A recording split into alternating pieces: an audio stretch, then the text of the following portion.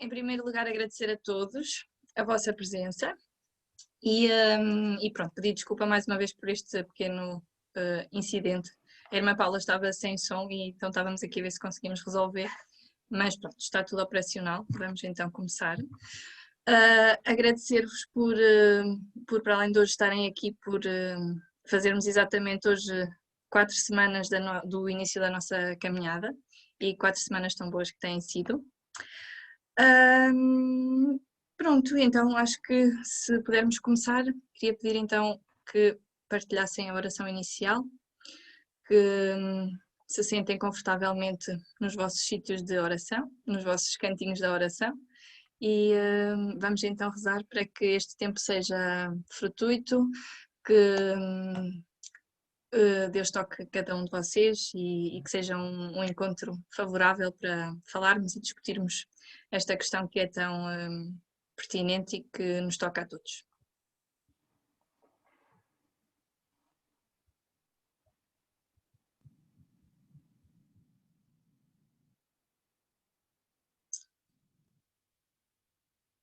E então a nossa oração tem como tema a loucura. Outro louco como tu.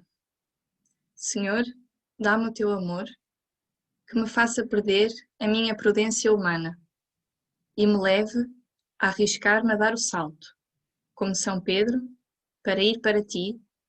Não me afundarei enquanto confiar em ti.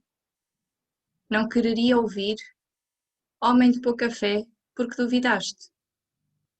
Quantos motivos teológicos, ascéticos, de prudência humana, aparecem no meu espírito e tentam demonstrar-me, sob a aparência de bem, com muitas razões humanas, que o que tu me inspiras e pedes é imprudente, uma loucura. Tu, Senhor, segundo isso, foste o mais louco dos homens, pois inventaste essa insensatez da cruz. Senhor, ensina-me que essa insensatez é a tua prudência e dá-me tal amor à tua pessoa para que seja eu também, outro louco como tu.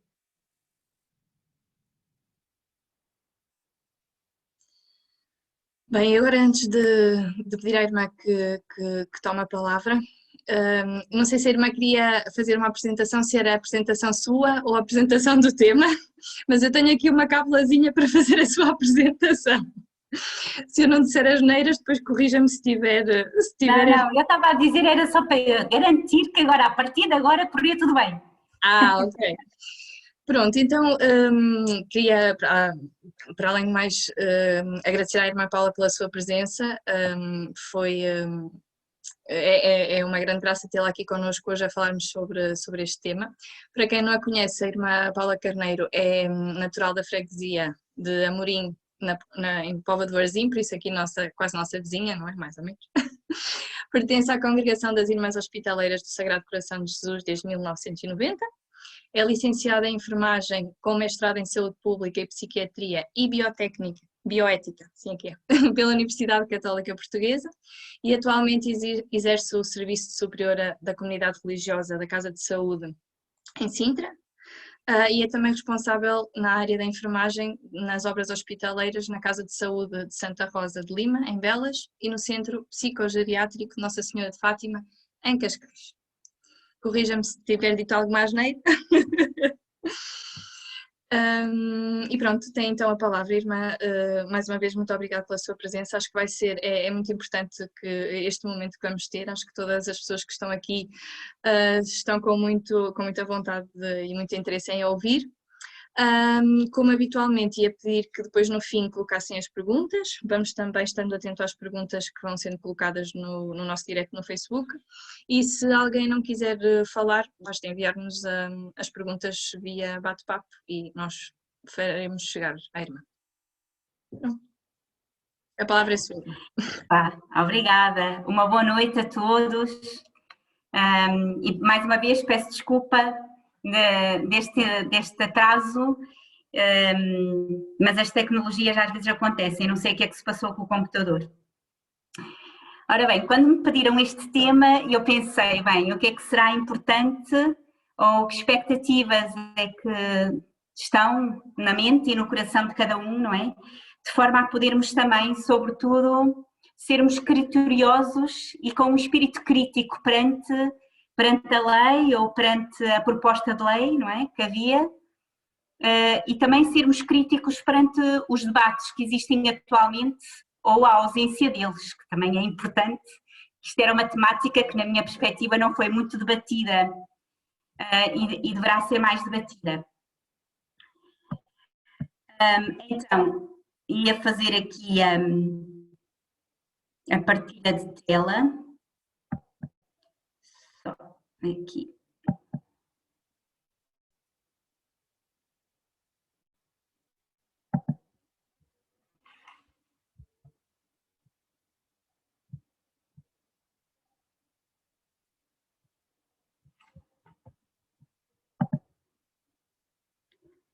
Ora bem. Vocês estão a ver? Estamos sim, irmã, sim. Ok.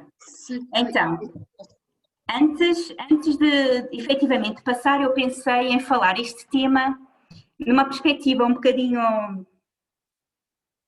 como dizer, por um lado alguns mitos que existem, mas por outro lado sermos conscientes que isto é uma realidade que está à nossa porta.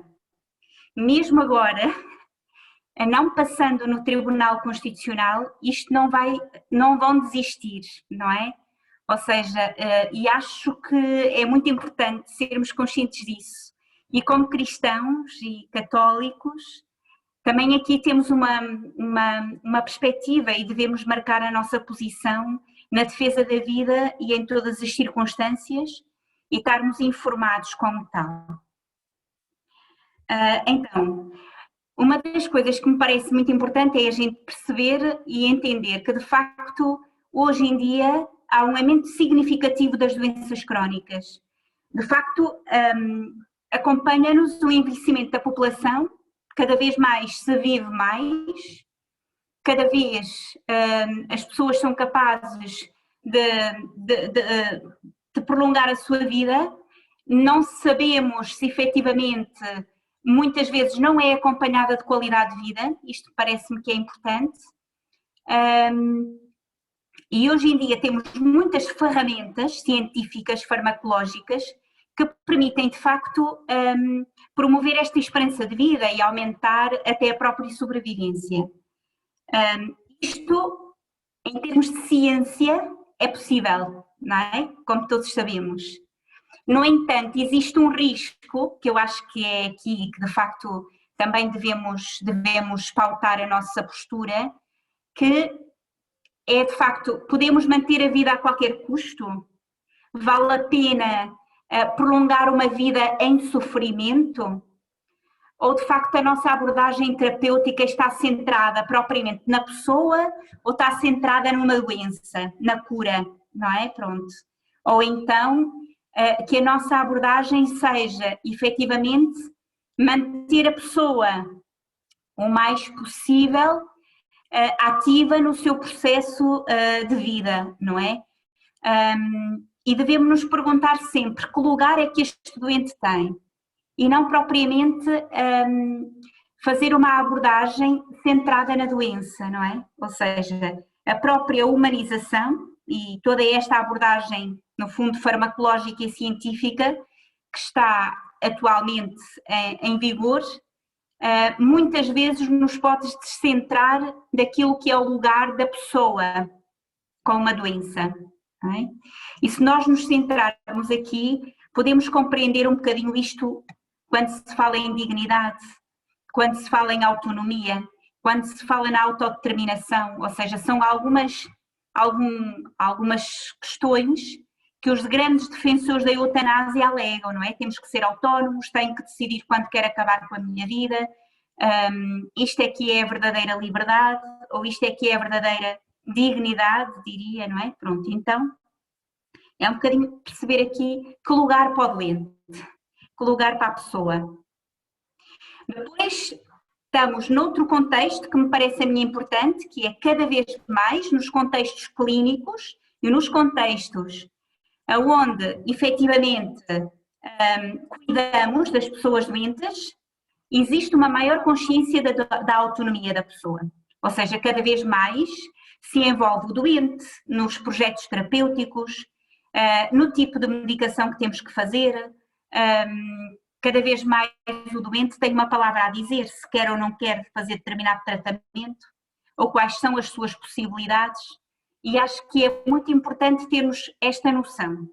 Se calhar há uns anos atrás não havia esta noção tão evidente desta consciência da autonomia da pessoa doente. E a outra coisa que me parece importante é que, de facto, a atenção à pessoa que está doente deve ser alargada também à sua família, em qualquer intervenção.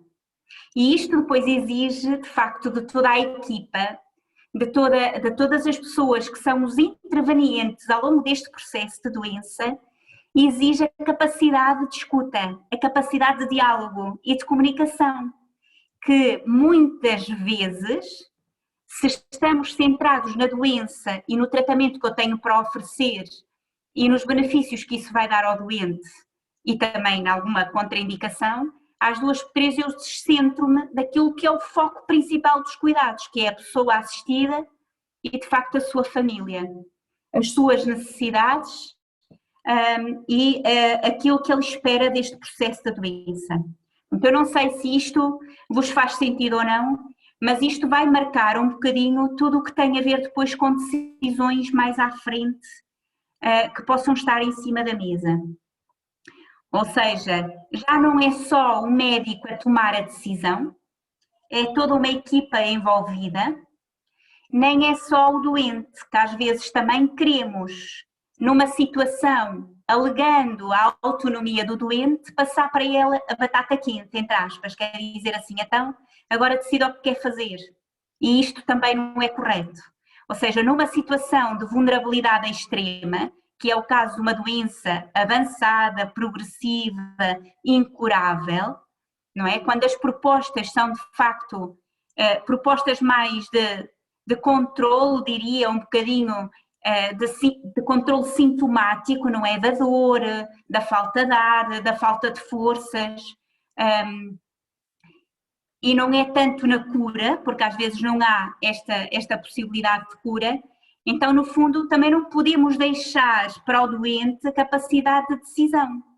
Ou seja, porque ele não está totalmente livre das suas capacidades para tomar uma decisão. Se quer pôr fim à sua vida ou se quer efetivamente continuar a viver. Então, acho que isto é importante, diria, para entendermos aqui um bocadinho. Depois, sabemos que as situações de doença crónica e de doença de facto avançada, já com um prognóstico de doença de morte um bocadinho marcado, às 2 por 3 as pessoas no fundo têm uma enorme vulnerabilidade. E esta vulnerabilidade é caracterizada sobretudo por 3 grandes forças. Por um lado, todas as pessoas vulneráveis necessitam de proteção. Isto é o que diz, no fundo, uma área um bocadinho da ética e da bioética que nos lança para a defesa da vida e para o valor da vida, não é? Todas as pessoas vulneráveis, e as pessoas em fim de vida são pessoas vulneráveis, os doentes mentais são pessoas vulneráveis, as crianças são pessoas vulneráveis, ou seja, no fundo, necessitam de proteção, necessitam e requerem um cuidado e um respeito enorme e, de facto, todas as pessoas que intervêm no acompanhamento destas pessoas mais vulneráveis têm que pensar um bocadinho nesta questão do valor da pessoa. Não sei, vocês estão a acompanhar o PowerPoint? Ok. Então, no fundo, a grande questão é esta: como cuidar em fim de vida para que a pessoa seja capaz de viver o seu processo de morte, se assim se pode dizer, não é? De uma vida decadente, com a qualidade de vida possível. Não é com a qualidade de vida que eu idealizei, mas é aquela que me é dado viver. Isto tem muito a ver com a forma como nós vamos vivendo socialmente e vamos vivendo até na nossa pele muitos dos problemas, diria, as nossas perdas, as nossas frustrações. Como é que nós vamos vivendo isto, não é? porque efetivamente a perda e esta perspectiva de eu ter um fim de vida próximo, isto significa que eu estou numa situação de perda enorme, perda dos meus sonhos, perda da minha capacidade relacional, perda de me projetar do futuro para outros, em termos de família, uma série de coisas. E isto, de facto, marca muitas pessoas em fim de vida. Quando nós, pela experiência aqui na Casa de Saúde, de acompanhar os doentes em fim de vida, vou percebendo que as pessoas gostam de deixar o seu legado. Quando nós perguntamos, então, o que é que gostava de fazer, o que é que gostava de deixar para os seus netos, o que é que... E as pessoas, de facto, os olhos brilham, não é? E isto marca no sentido de as pessoas querem perdurar, querem viver na memória, não é? E isto tem uma forma, é de facto ajudar a dignificar os últimos dias da vida das pessoas, não é? Valorizando aquilo que a pessoa é, não aquilo apenas o que fez, não é? E isto nos nossos processos educativos entra muito, porque muitas vezes nós valorizamos o que somos pelo que fazemos. E quando somos incapazes de fazer determinada coisa, ou porque tivemos um AVC, ou porque tenho, por exemplo, um cancro no cérebro que me impede de falar, ou porque tive um acidente de viação e fiquei imobilizado.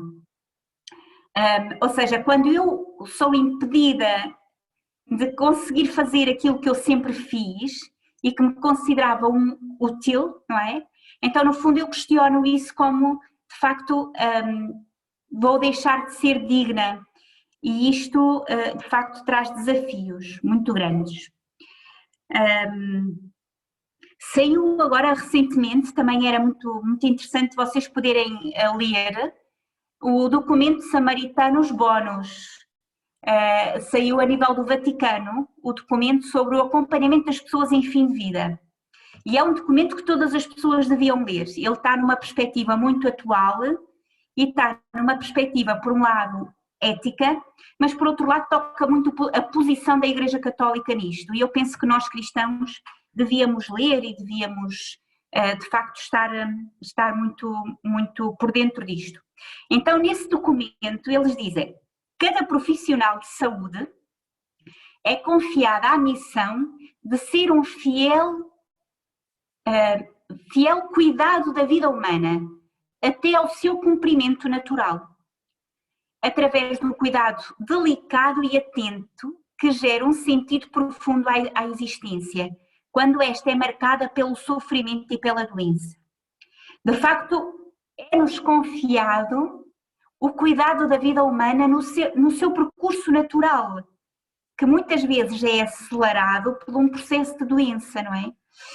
E nesse mesmo documento aparece uma frase que me parece marcante nestas situações, que é: o cuidado da vida não é redutível à capacidade de curar, ou seja, eu posso e devo cuidar a vida mesmo não sendo capaz de a curar. Isto é um desafio que me parece a mim importantíssimo.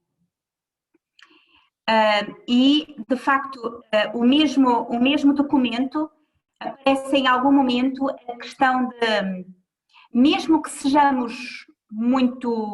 possamos prestar cuidados paliativos com muito profissionalismo e podermos cuidar das pessoas com toda a técnica todo o avanço científico, e isso é o que deve ser feito, não chega se não for completado com uma grande carga de afeto, de proximidade, de delicadeza e de compaixão. E isto, de facto, eu acho que é a grande diferença, ou seja, o fazer sentir à pessoa que, apesar da sua limitação, ela tem uma dignidade inviolável, tem um valor que ninguém pode pagar, nem a própria doença, e fazer sentir que ela tem um espaço e tem, de facto, uma história que pode perdurar. Eu acho que é fazer sentir a pessoa útil. E uma das questões relacionadas com a eutanásia é, de facto, as pessoas sentirem-se um peso, sentirem que já não são úteis à sociedade, já não valem nada, não é? Pronto, ou seja, e de facto eu acho que é marcado muito pelas questões relacionadas com a proximidade, o afeto, a delicadeza e o envolvimento que possamos ter com a pessoa. Aqui podemos marcar muito a diferença. Então, no fundo, o grande desafio que as questões relacionadas com a eutanásia nos traz é, de facto, o colocarmos-nos na possibilidade de poder acompanhar a morrer dignamente. E por isso o desafio está em percorrer este caminho de vida com autonomia e promovendo também a própria dignidade e autodeterminação do utente, não é? Ou seja, enquanto o doente for capaz de dizer o que gostava de fazer, quais eram os últimos sonhos que tinha, de quem é que se gostava de despedir, de quem é que gostava de poder falar.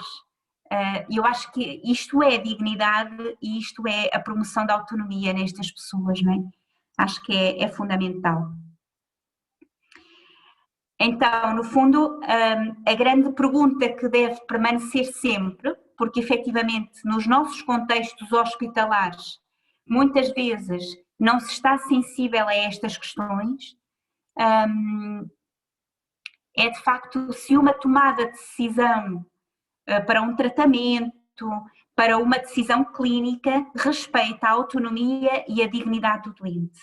E se efetivamente esta tomada de decisão também vai ter repercussões para a família, para a sua própria história de vida. E isto, de facto, se toda a equipa técnica, médica e de pessoas que estejam envolvidas no seu processo, se perguntarem, não é, a si próprias e dizer isto que eu estou a falar com a família e com o doente, respeita a sua dignidade, tenha em conta a sua qualidade de vida, também é outra questão que se deve perguntar. Então, o que me parece a mim importante é um bocadinho depois desta introdução, diria um bocadinho se calhar mais voltada para as questões éticas, que também me parece importante, é falar aqui um bocadinho sobre a dignidade, o que é isto de dignidade, não é? Porque de facto as questões relacionadas com a eutanásia, muitas das abordagens eram um bocadinho aqui, a pessoa já não tem aquela dignidade que efetivamente é esperada e por isso não faz sentido viver. E então, se eu não tenho a perspectiva de manter essa dignidade, eu posso acabar com a minha própria vida, não é? E tomar essa decisão. Então, a dignidade, o que me diz é que a existência humana tem um valor absoluto. E por isso a pessoa nunca pode ser instrumentalizável, mas é sempre um fim em si mesmo. E por isso, a dor e a morte não podem ser os critérios últimos que medem a dignidade, diz o documento, não é? A qual é própria de cada pessoa, pelo simples facto de ser um ser humano. E eu diria que a dignidade, ela nasce connosco pelo facto de sermos pessoas, é intrínseca à nossa realidade humana. Mas depois, e nada me pode abalar esta dignidade, ou seja, não é uma doença, não é um acidente, não é uma perda que eu tenho, imaginemos num membro, pronto, isso não vai afetar a minha dignidade, mas isto tem que ser trabalhado por cada um de nós, porque se eu não trabalho isto nas coisas pequeninas do dia a dia, nas perdas que me vão acontecendo, e se efetivamente eu não cuido deste aspecto, automaticamente o que pode acontecer é eu equiparar a minha dignidade à utilidade e à realidade fazível, não é, da vida. Então, no fundo, há duas dimensões da dignidade. Uma dignidade que é aquela que efetivamente é intrínseca à natureza humana pelo facto de se ser ser humano, e há outra dimensão da dignidade que é uma dignidade extrínseca, que me parece a mim importante. A extrínseca é de facto aquilo que depende um bocadinho do olhar do outro. E eu vou me sentir mais digna ou menos digna se me vou sentir olhada pelo outro e reconhecida pelo outro. E é aqui que muitas vezes as pessoas alegam que efetivamente são um peso, já não têm valor, muitas vezes têm até solidão e angústia relacionada com as suas perdas naturais, e isso muitas vezes vem por esta falta de reconhecimento do outro.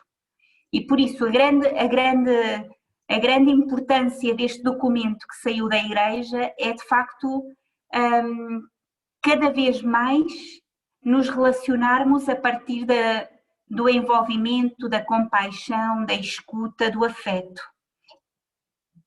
E não apenas ficarmos num mero cuidado profissional, ainda que seja o topo de gama, não é? Porque às vezes é importante isso. Mas se efetivamente os profissionais podem até dar a terapêutica mais avançada, e ainda bem que a dão, mas se aliado a isso eu não tenho uma boa comunicação, se aliado a isso eu não tenho de facto a possibilidade de escutar o doente e as suas angústias, a pessoa não se vai sentir acolhida, não se vai sentir respeitada na sua diferença, não é? Isto depois tem muito a ver com as questões do pedido de eutanásia também, não é? Então, quando falamos de eutanásia, e eu trazia-vos aqui um bocadinho a definição de eutanásia, porque às vezes falamos destas coisas e não sabemos muito bem do que é que estamos a falar e há que clarificar os conceitos. Então, do termo grego, a eutanásia significa boa morte. E o processo de viver a morte está para lá do momento da morte, por isso eu achei importante fazer aquela introdução, não é? Ou seja, o processo de viver a morte tem muito a ver com o processo de viver a vida. E a forma como eu vivo a vida, não é? E a importância que lhe dou e a importância como vou também vivendo o próprio processo de vida, não é? O próprio, desde o nascer que nós estamos a morrer, temos células a rejuvenescer, não é? E outras a decair. Por isso estamos num processo contínuo de perda e de adaptabilidade. E então, de facto, temos de pensar nisto. Morrer dignamente é acompanhar, preservando a autonomia e a dignidade da pessoa no seu processo de viver a morte nas diferentes fases, não é? Ou seja, no fundo, quando uma pessoa recebe o diagnóstico de uma doença incurável, vou falar assim, imaginemos, temos uma pessoa que recebe o diagnóstico que tem uma demência, ou tem uma doença oncológica, um cancro, ou efetivamente foi vítima de um acidente e tem uma lesão que o faz paralisar. Então, no fundo, há uma primeira etapa, diria assim, que é uma etapa curativa, é óbvio, não é? Toda a gente vai intervir para que aquela pessoa possa ter ao máximo estratégias de cura, não é? Depois há de facto uma etapa que é uma moderação terapêutica, vamos manter aqui, vamos estabilizar, vamos ver o que é que isto dá, não é? Depois há outra etapa que diria que é uma etapa um bocadinho mais de doença avançada, em que de facto a doença vai progredindo no organismo e vai dando sinais de que se aproxima ao seu término. E aqui entram, de facto, as abordagens mais paliativas e as abordagens mais sintomatológicas e não tanto umas abordagens de cura, não é? Por isso, aqui entra muito uma dor controlada, entra uma série de questões. Quando falamos de eutanásia, o que nós estamos a falar aqui é da morte intencional e deliberada de uma pessoa na sequência de um pedido consciente desta por um profissional que acolheu o pedido e decidiu dar-lhe a execução, distinguindo-se assim do suicídio assistido e da abstenção terapêuticas inúteis ou daquelas que o doente recusa. Ou seja, o que nós estamos aqui a falar da eutanásia é efetivamente esta morte intencional que é feita por um profissional de saúde a uma pessoa que pediu a morte. E esta pessoa está consciente, pelo menos parece. E que segundo a lei que foi a ser proposta na Assembleia da República tinha ali muitas ambiguidades, e uma das coisas que efetivamente eles diziam que a pessoa tinha que ser maior de 18 anos, sem problemas ou doenças mentais, em situação de doença de sofrimento insuportável, que ninguém sabe o que é isto, sofrimento insuportável, porque o que é insuportável para um pode não ser tão insuportável para o outro, e com uma doença incurável, não é? Pronto, para vocês verem aqui as ambiguidades. Estamos perante uma pessoa que tem efetivamente uma doença incurável e que tem um sofrimento insuportável, não é? Um sofrimento atroz. E esta pessoa, em extrema vulnerabilidade, vai tomar a decisão por si própria, dita decisão autónoma, de dar a morte, não é? De querer a morte para si. E vai pedir a um profissional para executar isso. Uma das coisas que me parece importante é, quando falamos de sofrimento, falamos de muito mais do que de dor. E às vezes confundimos isto tudo. Quando nós falamos de sofrimento, estamos a falar de algo que é uma percepção subjetiva e cognitiva da pessoa. Eu tenho uma dor, imaginemos, na minha perna e tenho uma ciática e essa dor vai me impedir de poder ir para o meu trabalho. Eu a dor, de acordo com a intensidade, eu consigo quantificar. A dor, eu consigo dizer se ela é intensa, se ela é profunda, se ela é superficial, se é uma dor efetivamente que me afeta a minha qualidade de vida. E depois, paralelamente a isto, o meu cérebro está a fazer uma série de ilustrações acerca do sofrimento, ou seja, o que é o meu processo adaptativo em relação àquela dor. Não sei se estou a ser clara nisto que eu estou a dizer.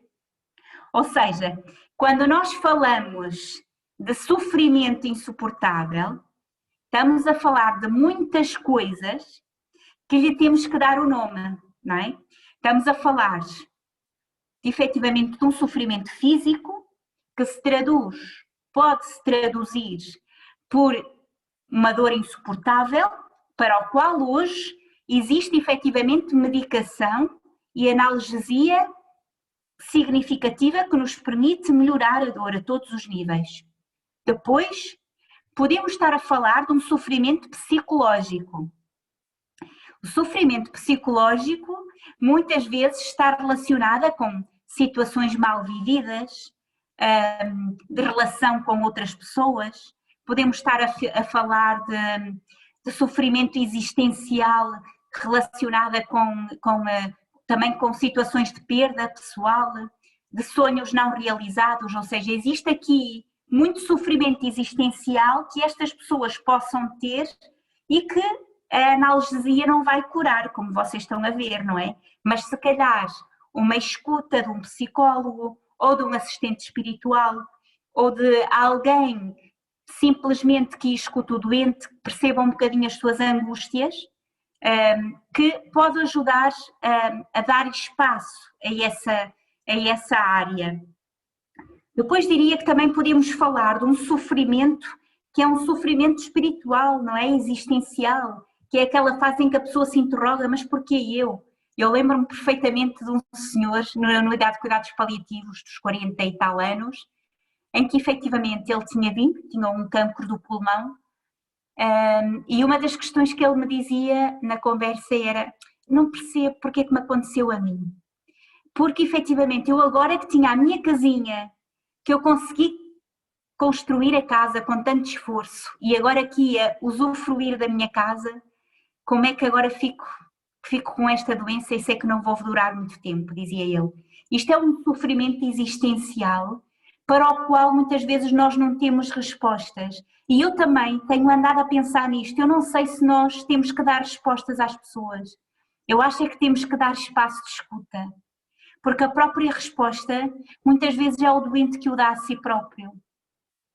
não é? Ou então, pelo menos fica apaziguado, diria, não é? Eu acho que é...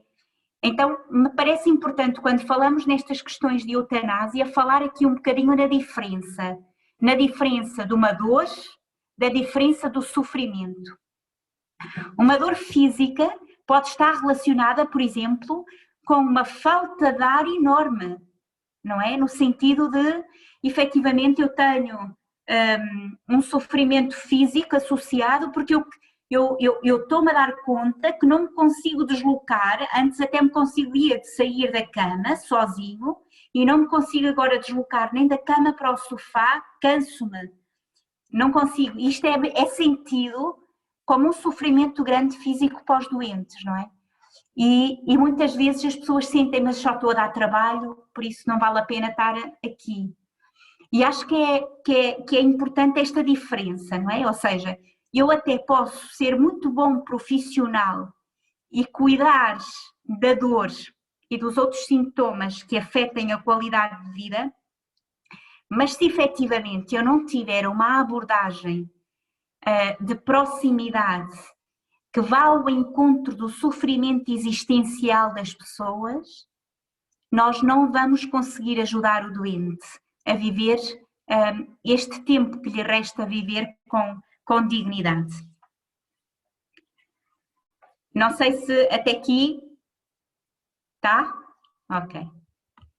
Então, esta questão do sofrimento humano, o sofrimento psicológico já vos expliquei um bocadinho, depois o sofrimento é definido como de facto este ajustamento a uma realidade. E isto acontece sempre na nossa vida, nós temos continuamente sofrimento. A forma como nós, porque há sempre a realidade e a utopia, não é? Há sempre uma realidade e aquilo que é o meu sonho. E por isso eu tenho que me ajustar nesta régua, se assim se pode dizer, de sofrimento, não é? Com mais ou menos sofrimento, vivemos todos, e vamos aprendendo a ter estratégias para lidar com o sofrimento. Quando estamos mais ansiosos, quando estamos mais angustiados, quando as questões do trabalho não nos correm bem, quando os estudos se calhar não tivemos a nota que queríamos ter porque queríamos entrar na faculdade ou não sei quantos, ou seja, eu tenho que gerir as minhas próprias emoções, não é? E tenho que aprender a gerir também a minha frustração, e tudo isso é um processo de ajustamento ao sofrimento, que não é mau, é muito bom, e sobretudo aprender a gerir o sofrimento ao longo de toda a nossa vida, acho que é um processo de aprendizagem que nunca propriamente está aprendido, está realizado. Pronto, eu acho que esta questão do sofrimento, isso é tão ambivalente quando na lei se diz que é um sofrimento insuportável e que ninguém sabe o que é que aquilo diz, a expressão, não é? O que é que aquilo quer dizer. Por isso, o sofrimento não é a dor que resulta da doença ou da lesão, ainda que a dor possa causar sofrimento, era aquilo que eu dizia, não é? Porque o sofrimento é uma percepção daquilo que envolve um julgamento cognitivo, enquanto que a dor é sentida, eu sinto a dor, o sofrimento é vivido. E daí que a abordagem tem que ser uma abordagem afetiva e tem que ser uma abordagem de proximidade e humanizada, porque senão eu não vou conseguir entrar nesta área vivencial da pessoa, não é? Por isso o sofrimento é sempre uma experiência solitária, mas ao mesmo tempo que é solitário, ou seja, é o meu sofrimento, e do qual, efetivamente, a minha autonomia leva-me a dizer que eu sou consciente disso, mas é também uma área que quanto mais, pelo menos já está provado isto cientificamente, não é? Quanto mais eu me abro aos outros em qualquer sofrimento e quanto mais eu consigo verbalizar o meu sofrimento, menos ele me pesa emocionalmente, e todos nós experimentamos isso, não é? Quando estamos tristes, quando temos uma angústia que queremos partilhar, quando temos uma má notícia a dar, se partilharmos isto com outra pessoa da nossa confiança, se efetivamente tivermos alguém que nos escute e que não faça juízos de valor, parece que aliviamos o sofrimento, não é? E isto é de facto importante. Porque o recurso à eutanásia? Em estudos que foram feitos em diferentes países, efetivamente a nível da Europa, onde foi aprovada a eutanásia, houve vários estudos feitos científicos que efetivamente podiam fundamentar um bocadinho aqui o recurso à eutanásia. Então, no fundo as pessoas diziam, eu tenho uma dor insuportável e por isso nada me pode tirar esta dor, e pediam a eutanásia. Depois, se vocês olharem para as outras dimensões todas que eu tenho aqui, tem tudo a ver com sofrimento. Ou seja, tem a ver com sentir-se um peso, ou seja, já estou sozinho, estou em solidão, estou depressivo, deprimido, por isso automaticamente nada me faz sentido, tenho uma enorme tristeza, começo-me a isolar socialmente, não é? E por isso entro num sofrimento existencial enorme. E nada da medicação existente atualmente vai conseguir curar este sofrimento. Por isso é que é muito importante a abordagem em cuidados paliativos, quando a pessoa tem um diagnóstico de doença de facto incurável, porque numa unidade ou numa equipa existem várias pessoas com diferentes formações. Efetivamente temos médicos, temos enfermeiros, temos psicólogos, temos assistentes sociais, fisioterapeutas, temos assistentes espirituais, ou seja, no fundo, aliado a esta equipa toda, existe um objetivo, que é cuidarmos da pessoa em todas as suas dimensões, e não apenas numa dimensão de física, não é? Em que podíamos intervir na dor, por exemplo, ou na falta de ar, ou efetivamente na falta de apetite, que também angustia muitos doentes, não ter vontade de comer, ou até nos vómitos, porque efetivamente há pessoas que têm muitos vómitos e não conseguem tolerar a comida. Ou seja, para isso nós temos medicação, nós conseguimos garantir aqui um bocadinho a qualidade de vida nas pessoas. Mas depois, quando entramos na área mais psicológica, mais emocional, de tristeza, de isolamento, ou seja, só temos uma forma de ir ajudando o doente, que é ajudando a narrar a sua própria história e a narrar a sua herança, se assim se pode dizer, não é? Como é que ele gostava de ser recordado pelas pessoas queridas? O que é que ele gostava de deixar? Quando nós começamos a fazer esta narrativa de vida com as pessoas e a dar-lhes espaço, as pessoas começam a encontrar um sentido, não é? Pelo menos nota-se isso nas abordagens que fazemos. Também gostava de vos dizer aqui um bocadinho a diferença de eutanásia e suicídio assistido, não é? Pronto. O suicídio assistido é, de facto, o apoio dos profissionais de saúde para que o doente possa ele próprio pôr o fim à sua vida, não é? Ou seja, colocar os meios, colocar os recursos, mas é o próprio doente que acaba por pôr fim à sua vida. Então a grande pergunta é esta: quando um doente nos deixa passar, eu quero morrer ou matem-me, temos que nos perguntar um bocadinho e dizer assim, espera lá, o que é que ele me está a dizer por trás disto tudo? E a nós já nos aconteceu isso, já nos aconteceu mesmo na unidade de cuidados paliativos, termos efetivamente uma senhora que estava numa angústia enorme e ela dizia, por favor, quero morrer. E nós depois, com as diferentes abordagens, conseguimos perceber qual era a angústia dela. E ela, uma das coisas que dizia era, eu tenho um filho, o filho que era toxicodependente, não tinha ninguém para cuidar do filho, ou pelo menos ser aqui um interlocutor com o filho, e a angústia dela era aquele filho vai-se perder. E ela tinha a esperança de conseguir que o filho saísse da droga e estava nessa angústia enorme.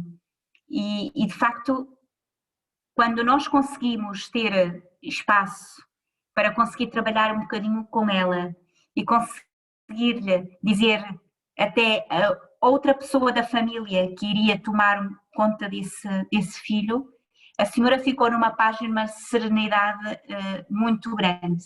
Ou seja, acho que é muito importante perceber o que é que está por trás deste quero morrer ou matem-me, não é? Habitualmente é inerente à vida humana não querer a morte. Quando nós queremos a morte, é porque alguma coisa não está bem. É a mesma coisa que acontece, por exemplo, numa pessoa muito deprimida, não é? Que faz uma tentativa de suicídio.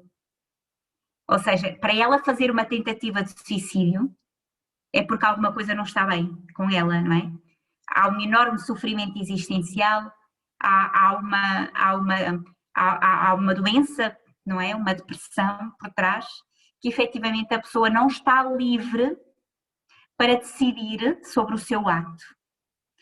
Daí que o pedido de eutanásia, a minha interrogação muitas vezes é onde é que está a liberdade da pessoa para poder decidir a morte, não é? Porque ela está efetivamente coagida com a notícia e com a experiência de um sofrimento enorme, não é?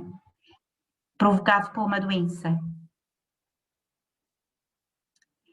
Por isso diria que a resposta à doença e ao sofrimento deverá ser, antes de mais, a proteção da vida, sobretudo quando ela é mais frágil por todos os meios, e nomeadamente pelo acesso aos cuidados paliativos, de que a maioria da população portuguesa está privada, nós sabemos disto, ou seja, apesar de haver já um grande caminho que foi feito desde 2007, quando se começaram a criar as unidades de cuidados paliativos, efetivamente há muita gente que não tem acesso a cuidados paliativos.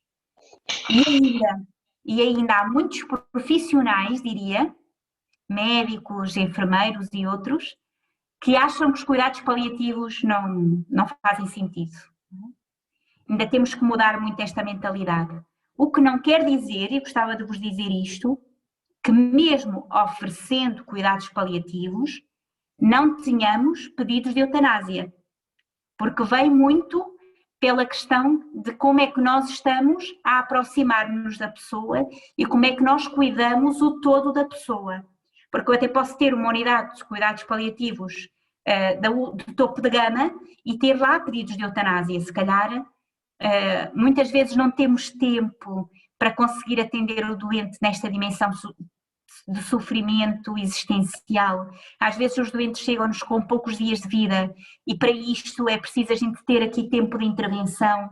E o doente muitas vezes já nem é capaz de comunicar, ou seja, ainda temos aqui um trabalho muito grande a fazer a nível de Portugal, diria, que é a minha experiência, ainda temos aqui muito, muito caminho a fazer. Por isso podemos considerar que pode haver um retrocesso cultural sem precedentes, caracterizado pela absolutização da autonomia e da autodeterminação da pessoa. Por isso, quando nós dizemos que é o doente que decide e que eu quero ter a liberdade de decisão, eu quero ter essa autonomia, se calhar estamos a absolutizar a autonomia por cima da dignidade de ser humano, que efetivamente do qual eu acho que não temos a liberdade de decisão, não é? Se eu tivesse com saúde, se eu tivesse em plena faculdade, eu teria mais capacidade de liberdade. Não tenho dúvidas se eu tenho liberdade e autonomia para o fazer, não é? Há momentos na nossa vida em que nós temos um auge de autonomia, mas há outros momentos em que nós precisamos de ajuda e nós precisamos efetivamente de sermos acompanhados nessa perda de autonomia. Por isso, acompanhar com solicitude e amor todos os doentes em todas as etapas de vida terrena e de modo especial na sua etapa final. Acho que é um desafio para todos os cristãos, para todas as pessoas, diria, para todas as pessoas. Eu acho que espero que vocês me percebam. Eu acho que quando se está diante de uma pessoa respeitando o seu pedido, não é, de eutanásia, eu acho que também pode ser entendido como um ato um bocadinho individual ou individualista, não é? Ou seja, estou a pensar em mim. Mas isto vive-se ao longo da vida, não pode ser neste momento, não pode ser num momento de fim de vida. O fim de vida vai ser o retrato de como eu vivi a vida. E por isso eu acho que o desafio está na forma como nós vivemos a vida, a forma como nós encaramos as circunstâncias que nos vão acontecendo, os bons e os maus momentos, e isso pode nos tornar pessoas mais próximas umas das outras, e isso marca muito a diferença. E por isso eu terminava aqui a minha apresentação com esta questão, ou seja, insuportável não é o sofrimento em si, mas é de facto esta ausência de afeto, a fragilidade das relações e o graçar da cultura de descarte, ou seja, no fundo, eu diria que a eutanásia ou esta onda e esta dimensão que de facto socialmente se põe, é o reflexo de como nós vivemos, na forma como nós nos relacionamos uns com os outros a nível social, a forma como vivemos a vida de forma acelerada que nem pensamos e nem nos ouvimos, nem ouvimos o nosso corpo e os outros, a forma como nós conseguimos relações de facto sólidas ou não é? E por isso esta questão da eutanásia tem muito a ver com a sociedade em que vivemos, não é?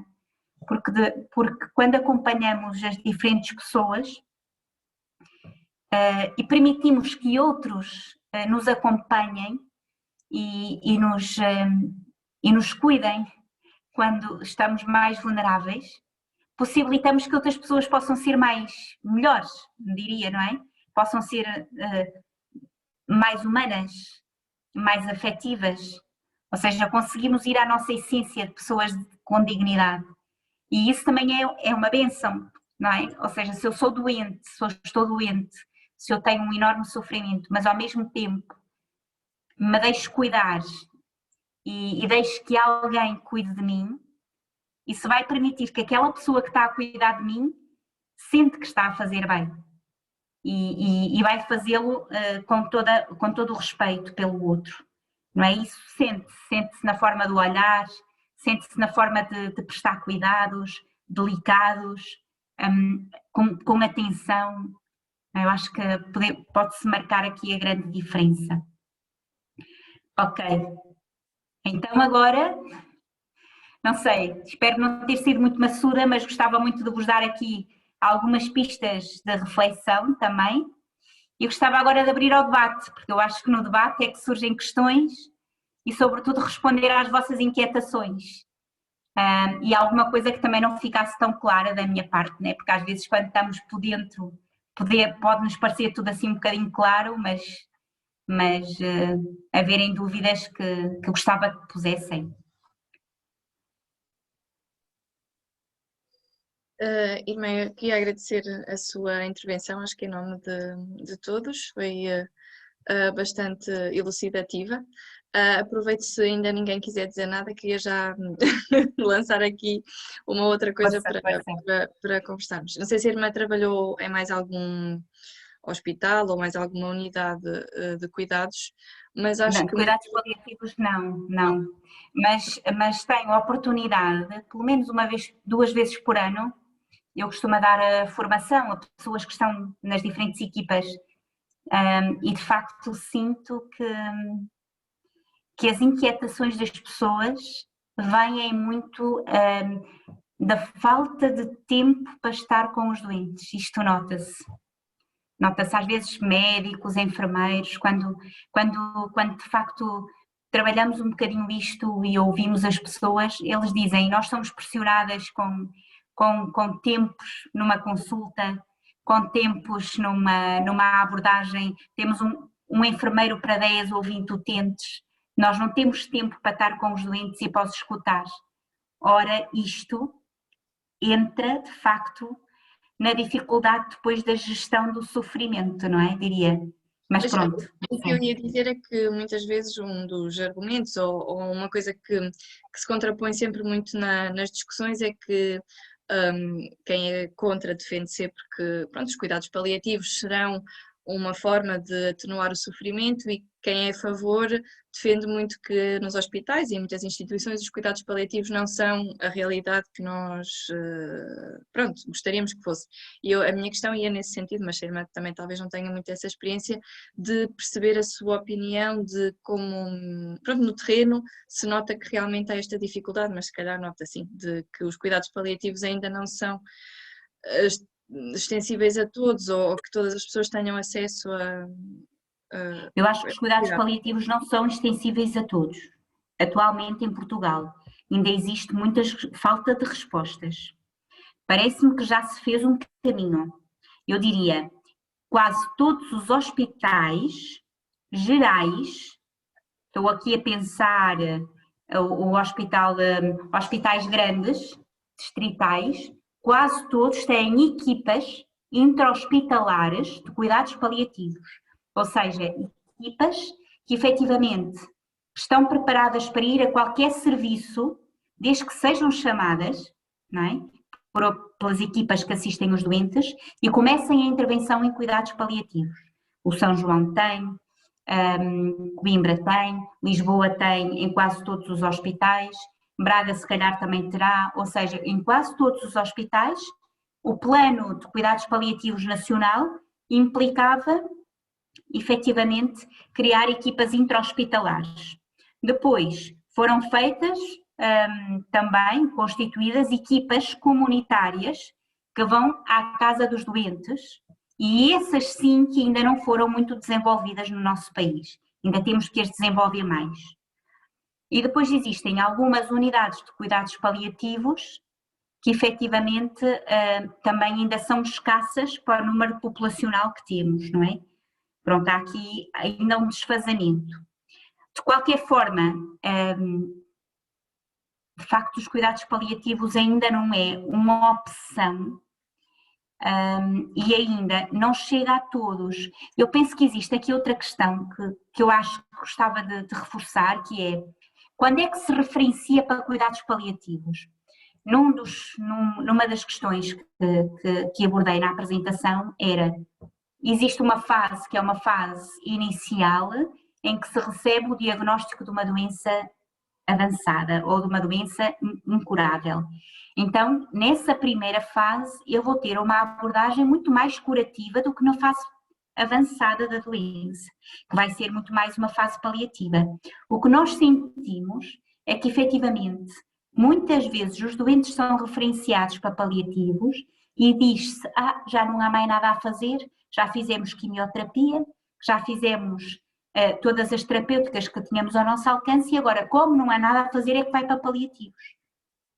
E não é correto, não é? Temos que mudar aqui esta filosofia um bocadinho.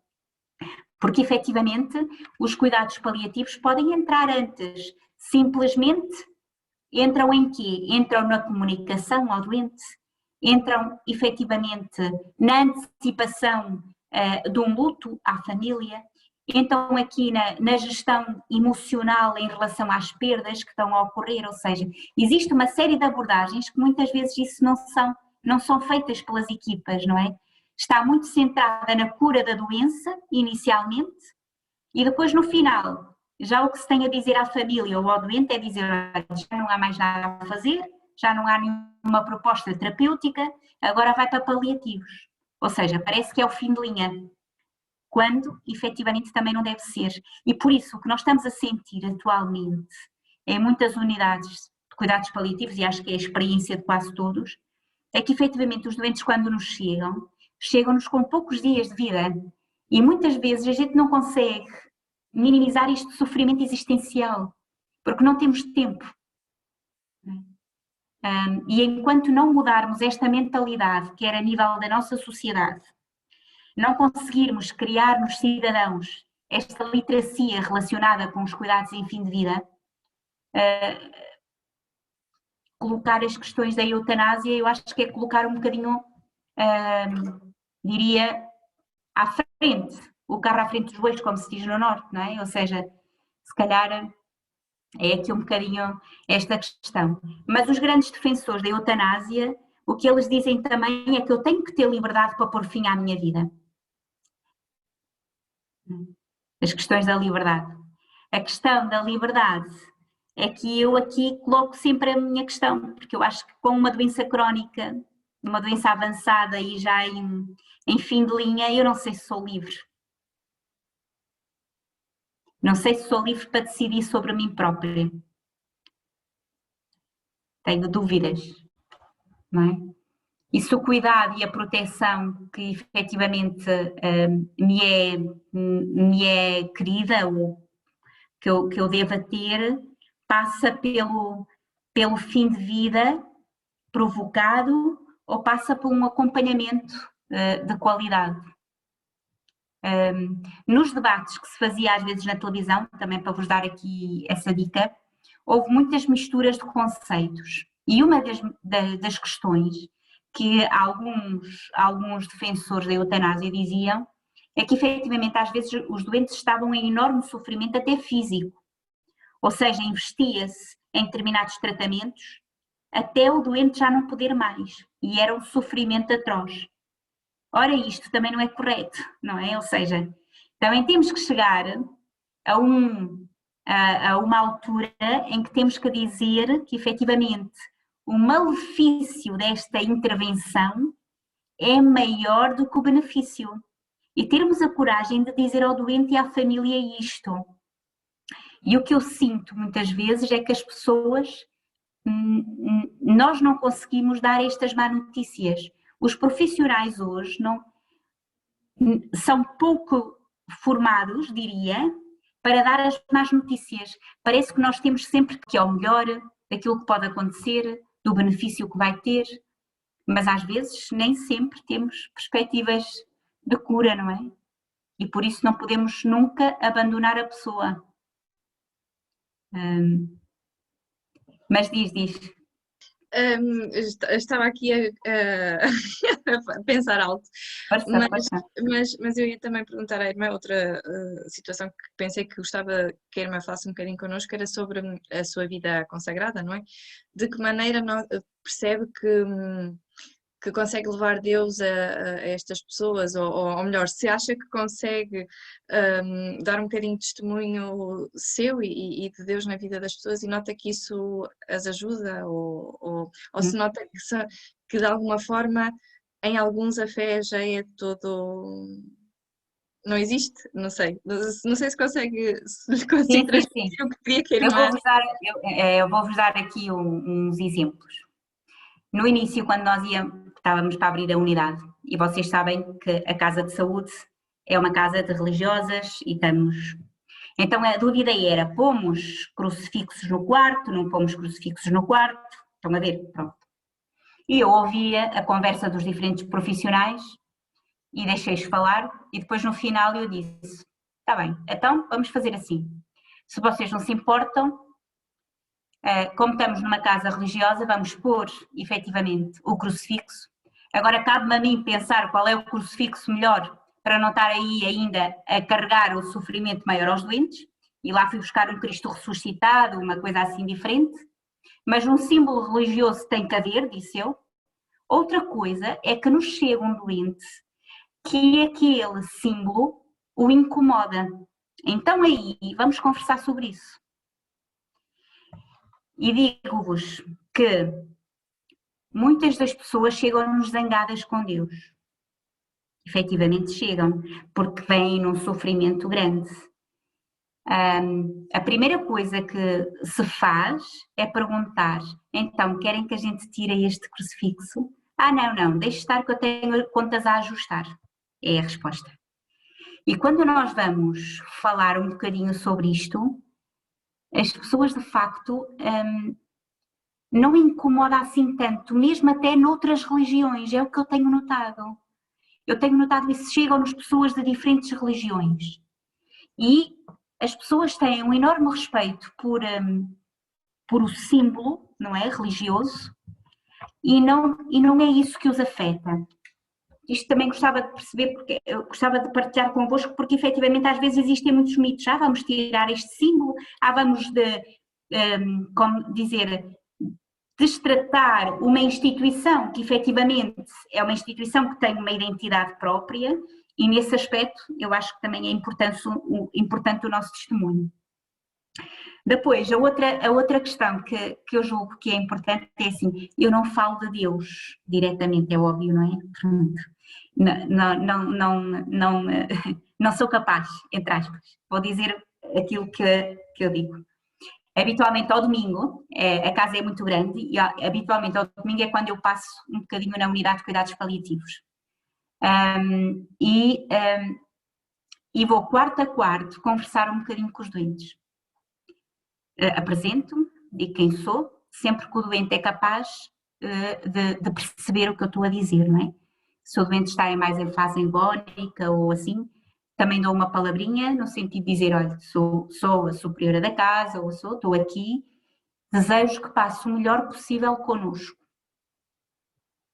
Também não posso dizer que vai passar sem dor, que passe feliz, não é? Ou seja, estão a ver aqui, há cuidados na linguagem que a gente tem que ter, porque efetivamente há um enorme respeito pelo sofrimento da outra pessoa e pela vivência que está a ter, não é? Pronto.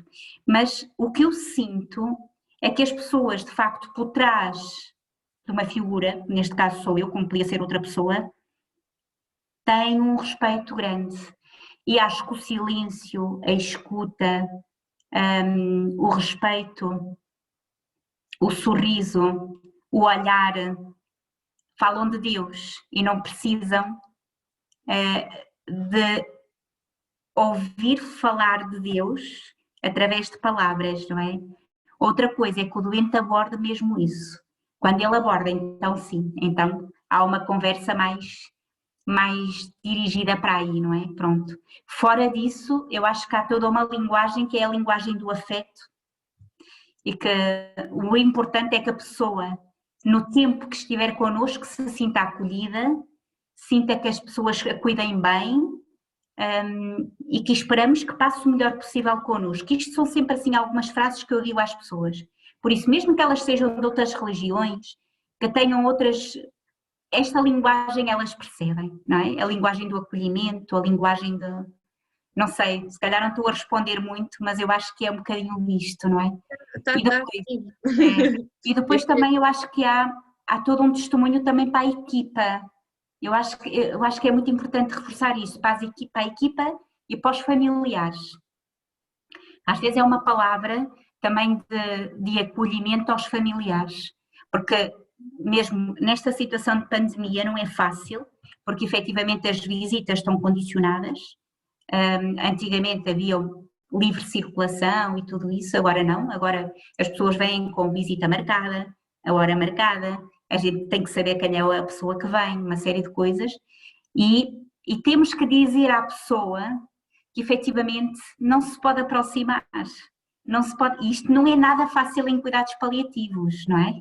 Porque efetivamente as pessoas às vezes precisam de dar aconchego, que são familiares, precisam de promover a despedida, como vocês veem, ainda outro dia eu estava por acaso na unidade que fui lá falar um bocadinho com uma enfermeira e estava a chegar um familiar que se ia despedir da mãe, um filho que se ia despedir da mãe. E por muito que a gente entre nós dissesse, opá, não vamos estar presentes, porque efetivamente aquele momento é um momento único. Porque às vezes, nesta situação do Covid, a gente tem que ser muito, também um bocadinho flexível e com uma inteligência que não seja cega, mas uma inteligência adaptativa. Não sei se estou a ser clara, não é? Pronto, ou seja, porque isto é de um enorme respeito. Se eu tenho um filho que se quer despedir da mãe e efetivamente precisa ali de 5 minutos para lhe dizer qualquer coisa, porque é que eu hei de estar presente? Não faz sentido. Ou o enfermeiro, até nos sentimos mal, não é? Pronto, e não é por isso, e não é por isso que vai quebrar aqui alguma coisa. Pronto, isto era só para vocês verem que às vezes o nosso testemunho passa muito pela forma, diria o meu neste caso, passa pela forma de vida, sobretudo por dar espaço de escuta às pessoas, quer aos doentes, quer aos profissionais, quer à família, que possam sentir-se acolhidos e verbalizar isso, não é? Quanto não seja, a hospitalidade não pode ser só apenas uma palavra, ela tem que ser sentida pelas pessoas, não é? E que as pessoas a possam sentir como importante, não é? E há muita gente que efetivamente, apesar de estar connosco às vezes 2 dias, um dia, que também já tem acontecido, umas horas já tem acontecido, e outras que estão um bocadinho mais de tempo, temos famílias a agradecer a forma como nós cuidamos, a agradecer o facto de lhe termos dado um espaço que noutras instituições não tiveram, e eu acho que isto é falar de Deus. Isso, muito bem, mais. Não sei se mais alguém quer perguntar alguma coisa ou dizer alguma coisa.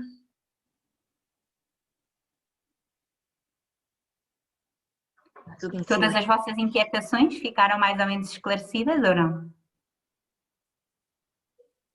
Eu, por Não, mim, não. acho que falo por mim não sei se por todos, mas acho que sim, foi, pelo menos, foi mais esclarecedor. É. O que me parece a mim é assim, eu acho que esta questão da eutanásia, eu diria que está pouco esclarecida na sociedade. Quem é que não quer uma morte boa? Todos nós queremos. Não é? Quem é que não quer uma morte acompanhada? Todos nós queremos. Quem é que não quer morrer ao lado de pessoas queridas? Todos nós queremos. Não é? Ou seja, a questão está a forma como nós o fazemos. Não é? Se fazemos-lo acompanhando o processo natural da doença ou se fazemos-lo contribuindo para acabar com a doença, não é? Acabar com a pessoa, não, acabando com o sofrimento. É aqui um bocadinho. E acho que há falta, na minha perspectiva, houve muita falta de discussão a este nível. E de facto, apanhando esta questão da pandemia, para mim acho que foi mesmo de mau tom. Quando nós estamos a lutar por salvar vidas, não é? E como é que efetivamente nós estamos numa Assembleia da República ou num governo a pensar nisto? A mim não me faz sentido nenhum, não é? Quando o país está a braços com muitas mortes e com muita situação, quem nos dera a nós ter a possibilidade de poder salvar as pessoas, não é? Não sei. Isto deixa-me assim algumas interrogações também, mas eu acho que mais cedo ou mais tarde isto deve vir outra vez. Acho é que tem que haver, de facto, na sociedade, as pessoas mais informadas, mais críticas, começarmos nós a falar antecipadamente de cuidados paliativos e não estarmos à espera que depois de ter todas as ferramentas terapêuticas é que mandam para cuidados paliativos, quando os cuidados paliativos também são cuidados médicos, são cuidados de muita qualidade, simplesmente o foco da atenção é a pessoa e não a doença. Estão a ver aqui a diferença? E às vezes parece que os cuidados paliativos é tipo o fim de linha. E enquanto pensarmos nisto, nós não vamos ser capazes de mudar um bocadinho.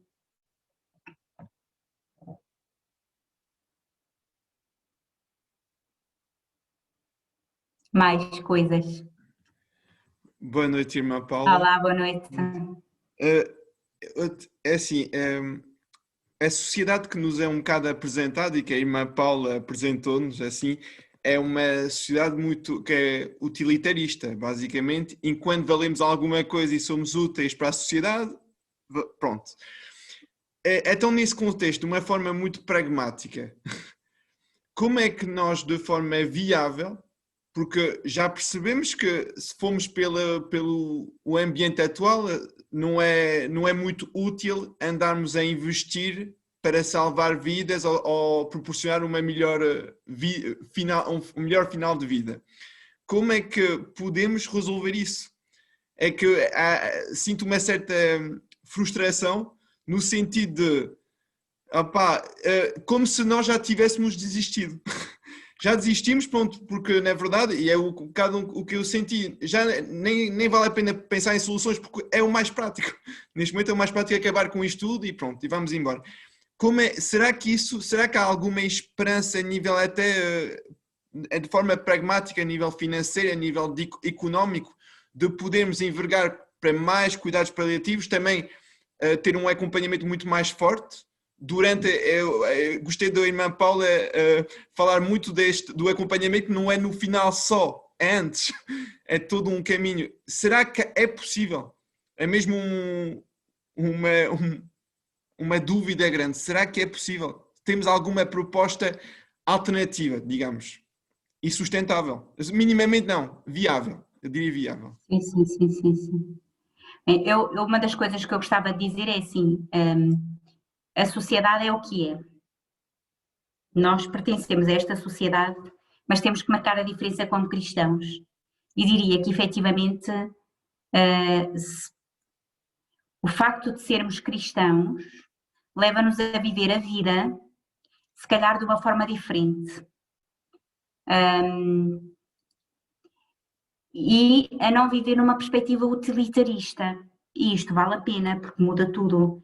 Por isso é que eu dizia que o viver o fim de vida tem que ser, é a forma como nós vivemos a vida. Se eu me for cuidando, se me for trabalhando desde jovem nestas coisas, não é? Que é não fundamentar as minhas opções e as minhas decisões de tudo, profissionais, de família,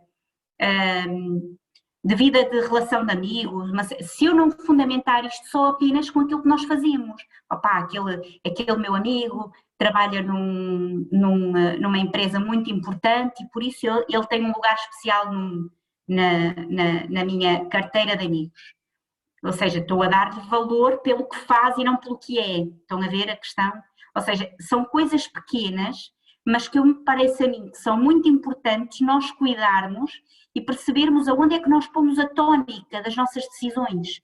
Pomos naquilo que somos como pessoas humanas e nas nossas relações que nos constroem, na nossa humanidade, não é? Se assim se pode dizer, ou pomos efetivamente naquilo que sou capaz de fazer ou deixar de fazer. Porque se calhar, quando for velhinha, eu até já perdi a memória. Ao perder a memória, então eu vou pedir a eutanásia antes porque eu sei que vou perder a memória.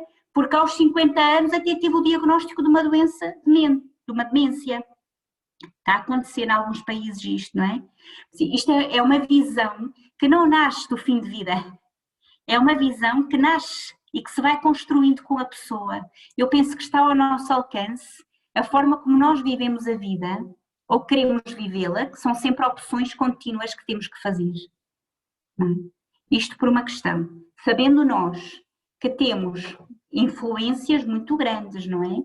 Claro que, eu diria, o facto de nós estarmos a fazer, e faz-se hoje, encarnecimento terapêutico às pessoas que já deviam estar, por exemplo, em cuidados paliativos e estamos a oferecer ainda o antibiótico de última geração, ou estamos a oferecer ainda o tratamento XPTO, que é balúrdio de dinheiro, mas que já em termos de malefício e de benefício à pessoa não lhe dá nada, antes pelo contrário, não é? Vai-lhe dar mais sofrimento porque vai provocar, se calhar, um sofrimento maior a nível do rim, que tem que degradar aquele fármaco que está a ser introduzido, vai provocar, se calhar, a nível do fígado, por aí, algumas consequências e vai acelerar a morte, muitas vezes, não é?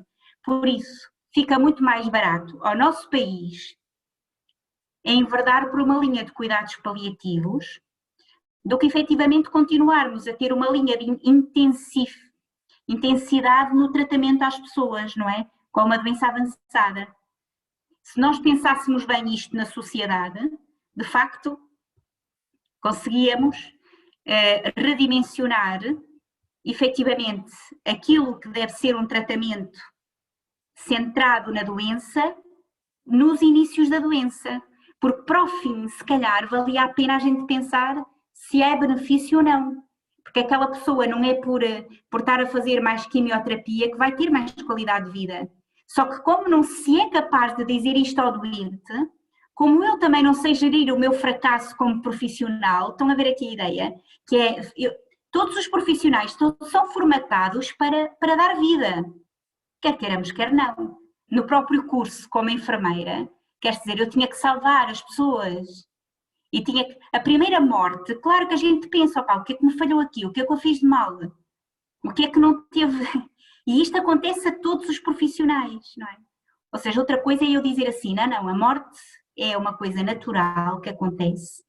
Tudo aquilo que eu tinha que fazer, fiz, e isto também é muito importante, eu costumo dizer, a caridade e a ciência têm que andar de mãos dadas, o nosso fundador dizia isso, não é? Têm que andar de mãos dadas, ou seja, eu tenho que ter efetivamente aqui o conhecimento científico e tenho que saber o que estou a fazer o bem feito e ao mesmo tempo também, claro, ter a delicadeza, o respeito, a humanização de vida, não é? Isso parece-me que é muito importante. Mas quer queiramos, quer não, nós na sociedade somos formatados um bocadinho para isto, para o sucesso e não para o insucesso. E muitas vezes educamos assim as novas gerações. Se eu estiver enganada, digam-me. Não é? Ou seja, e não se fala dos fracassos.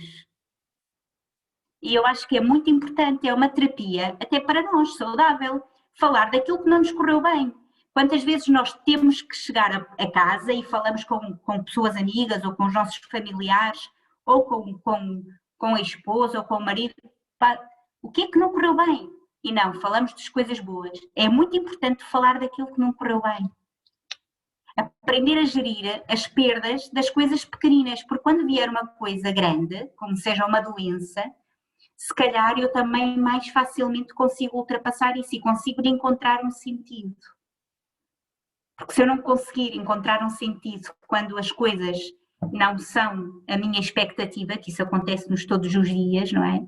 Quando eu tenho que gerir o desajustamento entre aquilo que é a realidade e aquilo que é a minha idealização, continuamente nós estamos a ajustar o nosso pensamento, não é verdade?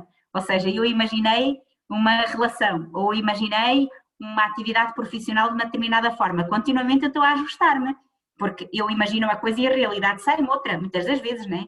Ou seja, a capacidade de adaptação é grande e deve ser feita, mas não esquecer nunca de partilhar com outras pessoas, e habitualmente são 2 ou 3, as pessoas com mais confiança, os nossos fracassos. Isso ajuda-nos muito. E eu penso que é um investimento futuro.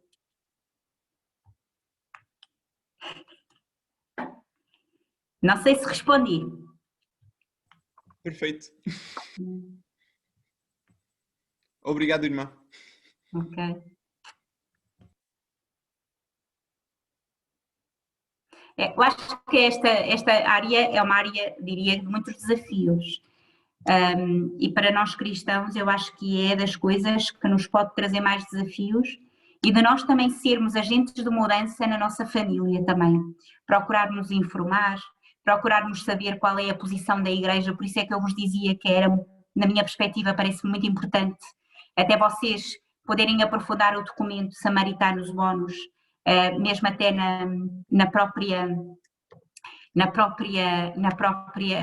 encontros que têm e tudo isso, acho que é muito, muito interessante perceberem a posição da Igreja, que é uma posição muito atual e está um documento está pequenino e muito bem fundamentado, mas isto vai trazer muitos desafios. Como é que nós cristãos nos podemos organizar para colmatar as questões relacionadas com a solidão, não é? Ou seja, as questões do isolamento social, que a pandemia veio trazer ao de cima e que o Papa Francisco diz sempre, muito bem, nós podemos ou devemos voltar à normalidade, mas não pode ser aquela normalidade antes do Covid, porque essa normalidade não era do reino de Deus, não é? Porque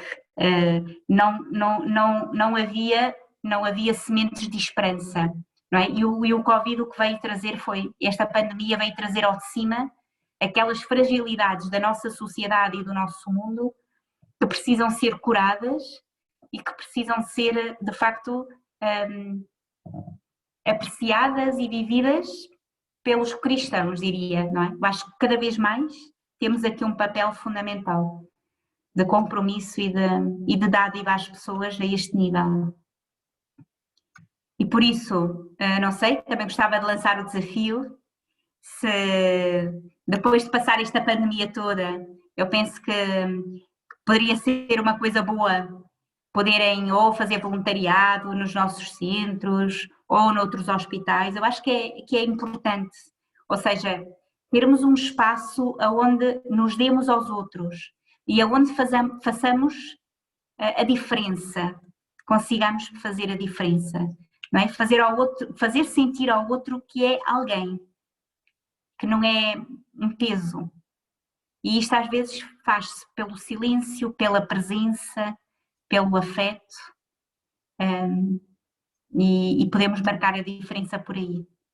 Eu lançava este desafio, que também me parece que é importante. Irmã, desculpe, mais uma. Foi-me enviada agora uma questão. Pronto, a irmã não está a par, mas eu contextualizo. Todas as quartas-feiras nós temos nos encontrado para falar de alguns temas e tem sido tudo um bocadinho à volta do sofrimento. E então a questão que me chegou foi a seguinte: há beleza no sofrimento? Como se consegue continuar a viver a alegria de Deus com a vivência diária da morte? Se calhar um bocadinho o seu comentário, a sua opinião, não sei.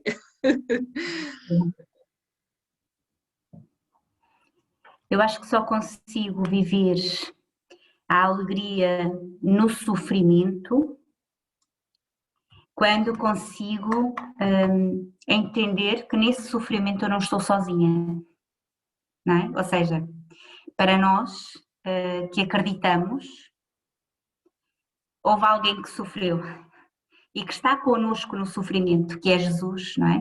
E que nos acompanha. E ele experimentou o sofrimento, sentiu na sua própria pele o sofrimento. Não só um sofrimento físico, diria, mas também um sofrimento psicológico. Ou seja, cada vez que ele tinha que enfrentar aqueles fariseus e aqueles senhores da sinagoga, e que tinha que efetivamente reeducá-los naquilo que era o fundamento, eu acredito que tinha enorme sofrimento psíquico e emocional. Ele depois geria-o como pai, mas ele teve que aprender a dizer e a dizer a mensagem de Deus de acordo com as pessoas que tinha à sua frente, não é? Pronto, ou seja, não só um sofrimento físico no fim da vida, mas também um sofrimento psicológico por estas contradições todas que teve que enfrentar e por estas adversidades e agressões que tinha, não é? Pronto, acho que é importante. Por isso a alegria vem-me de eu poder sentir que a minha dor é partilhada por alguém.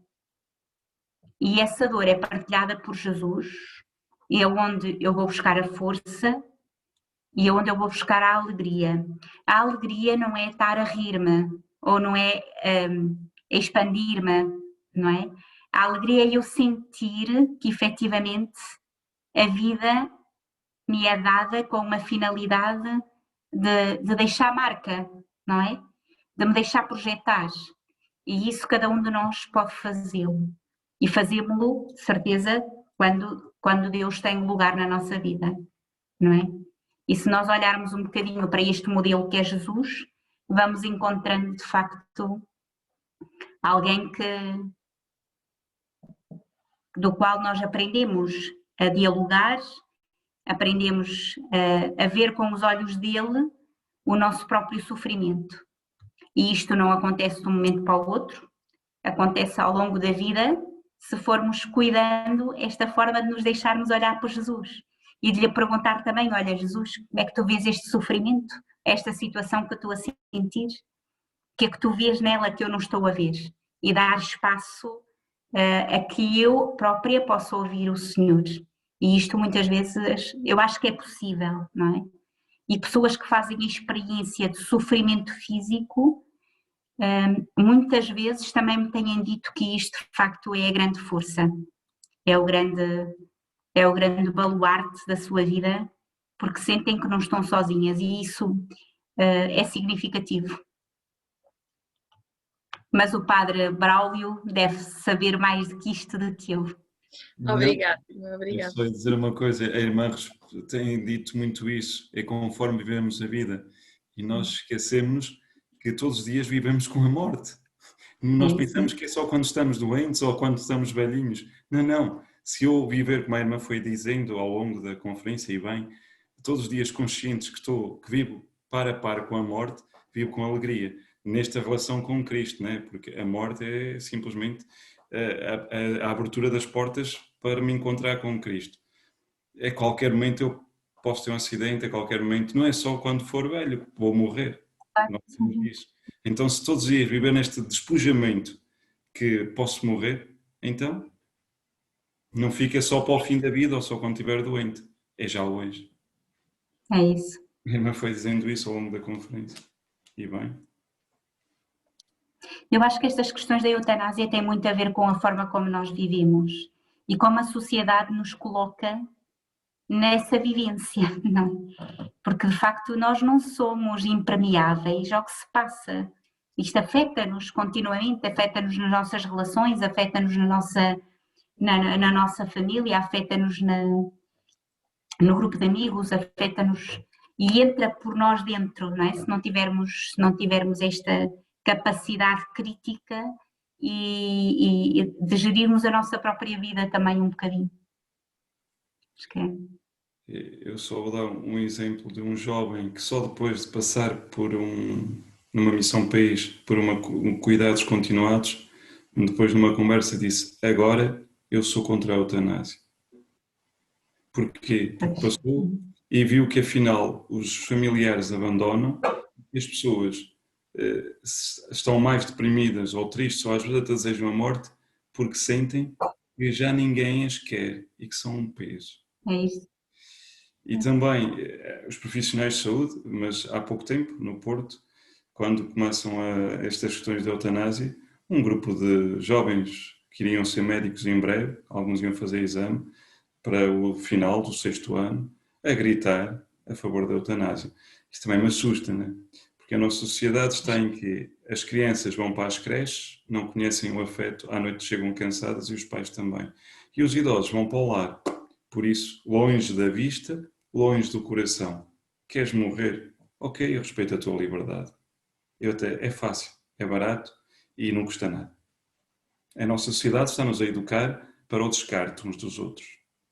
E nós sentirmos a mais. Se eu sou um peso e estou a tirar na minha velhice a comida à boca aos meus netos, como diziam alguns idosos por lá que eu passei, em primeiro lugar os meus netos, eu já vivi, já não estou cá a fazer nada. Reparem, isto é tudo uma questão de mentalidade. E hoje a sociedade educa-nos para isso.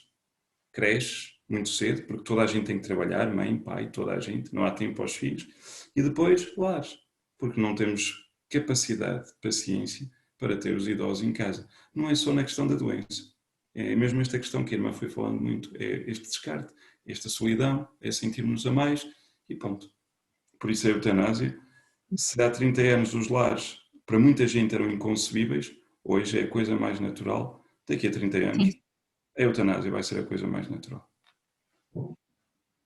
Não estou a ser profeta da desgraça. Vamos inverter isto.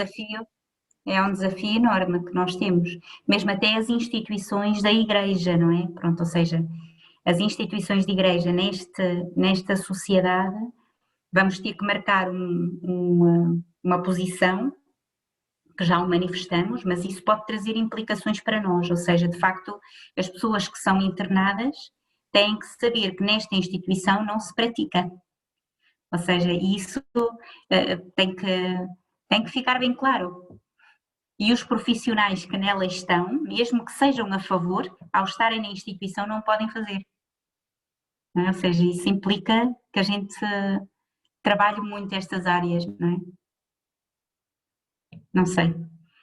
Eu acho que são muitos desafios, mas que também é bonito, porque eu acho que cada vez mais temos lugar para o reino de Deus e para a mensagem do Evangelho.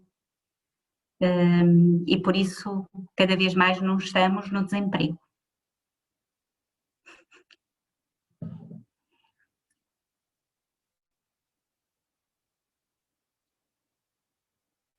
Muito bem. Eu se Últimas calhar, também. Jéssica, Não. posso colocar uma pergunta? Sim, força. Ora bem, então, eu também partilho um bocadinho da opinião que o Padre Brálio deu agora, de que isto é altamente provável que, apesar deste chumbo, mas que mais cedo ou mais tarde venha a ser aprovado. E, portanto, a questão que eu coloco é se nós, enquanto Igreja, e não necessariamente no sentido institucional, mas cada um como católico, deveríamos estar agora a apontar mais baterias para o sentido que falou também do voluntariado, da presença próxima, do cuidado, e não tanto no sentido da dimensão política, portanto, sem estar a abandonar o campo propriamente, mas devíamos já estar a começar a contar as perdas, por assim dizer, e a começar a redirecionar atenções, ou acha que pelo contrário devíamos era estar a intensificar o debate político ou a ação, a manifestação, não sei muito bem como é que é dizer. Eu sou da opinião, eu por acaso até partilho essa opinião, acho que é importante, ou seja, haverá sempre na sociedade pessoas que gostam imenso da área política e até cristãos, bons cristãos, então esses faz-me todo sentido que invistam, que esclareçam e que tenham o seu papel fundamental aí. Haverá outros que me parece que também podemos nitidamente estar próximos das pessoas e sermos estes bons samaritanos que vão ao encontro das pessoas concretas, nas nossas aldeias, na nossa casa, na nossa família, porque às vezes começa aí em casa, e eu acho que é fundamental, não é? Ou seja, fazermos sentir à outra pessoa tu és importante. E isto acontece na família, acontece nas nossas relações, ou seja, não vou ter contigo porque tu me interessas, entre aspas, não. Vou ter contigo porque tu és importante, não é? E quero fazer sentir-te a importância que tu tens para mim. E às vezes isto não acontece. E eu acho que temos que ir por aí, não é? Há tantos idosos sozinhos, há tantas pessoas de facto abandonadas, se formos a ver, e que se calhar as paróquias começarem só a organizar em termos de grupos de visita, a levarem a esperança a estes idosos, a levarem alegria, acho que é fundamental. E às vezes não é preciso sabermos grandes coisas à volta disto. É preciso querermos agir, não é? Querermos marcar a diferença no outro.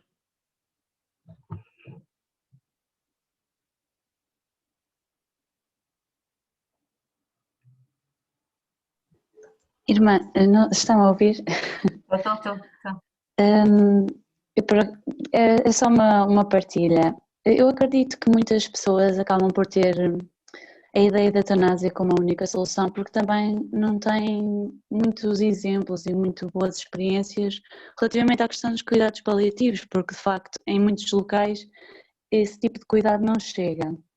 Eu graças a Deus, tive o privilégio de ter o contacto com cuidados paliativos de qualidade, porque o meu pai faleceu, mas tive o privilégio de estar nos cuidados paliativos do IPO no Porto, e de facto eu sinto que para mim fez toda a diferença ter tido essa experiência. Eu acho que vai muito no sentido da questão da beleza que há bocado falávamos.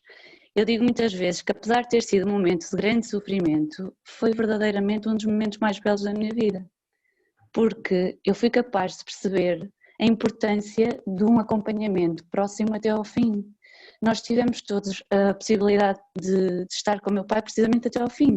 Eu lembro-me que nos últimos dias de vida do meu pai, inclusive dormi lá eu, a minha mãe, o meu avô, a minha tia, permitiram que todos nós estivéssemos lá. E eu acho que, de facto, isso fez com que eu tivesse uma perspectiva relativamente à eutanásia que me faz achá-la completamente sem sentido. Para mim não faz sentido nenhum, porque acredito que, de facto, o que nos falta mesmo é perceber a beleza que a morte também tem de ter na nossa vida, porque todos iremos passar por ela. Eu acho que as pessoas muitas vezes têm medo de encarar esse processo do final, também porque não entendem a proximidade que se cria entre todos e inclusive é com Deus, porque eu sinto que descobri mais Deus precisamente nesse momento da minha vida, porque pude vivenciá-lo dessa forma. Obrigada pela partilha, mas é isso mesmo, não é? Porque eu acho que eu gostava também de vos passar isto, ou seja, não é pelo facto de termos cuidados paliativos que não há pedidos de eutanásia. Porque o desafio não está propriamente em termos cuidados paliativos disponíveis. O desafio está os profissionais dos cuidados paliativos, para além do seu profissionalismo, cuidam da pessoa, cuidam da família. Estão a ver? É aqui a diferença. Porque eu até posso ter uma unidade de última geração com tudo, não é? E posso continuar a ter pessoas a pedir a eutanásia. E então eu também tenho que interrogar o que é que eu não estou a fazer aqui tão próxima de manifestação de acolhimento, de manifestação de proximidade, que se calhar a pessoa não está a sentir. Não é? E eu acho que é um bocadinho isto, é dar espaço à família, dar espaço ao próprio, e isso acho que é bonito, não é? Por isso também gostava de vos dizer isto, ou seja, não é pelo facto de termos bons cuidados paliativos que eu não vou ter pedidos de eutanásia, uma coisa não contrapõe a outra, não é? Isto traz muitos desafios. Mas tomara que todos os portugueses ou todos os cidadãos tivéssemos cuidados paliativos, já era meio caminho andar, diria.